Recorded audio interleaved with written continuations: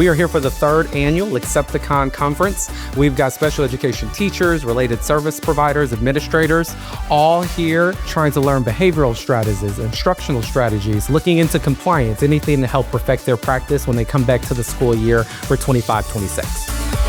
This event feels like a family reunion. I like seeing everybody come together. You're seeing hugs, you're seeing joy rising as people are seeing people that they haven't seen since last year's event and getting the opportunity to learn and share with each other. ExceptiCON builds their toolbox. Teachers will be able to take some things back immediately to support students across the curriculum, whether it's compliance, whether it's behavior, how to support students as they're reading. So I hope they take a little bit here, and then create some relationships at the same time so that they can collaborate with others as they're going through the school year.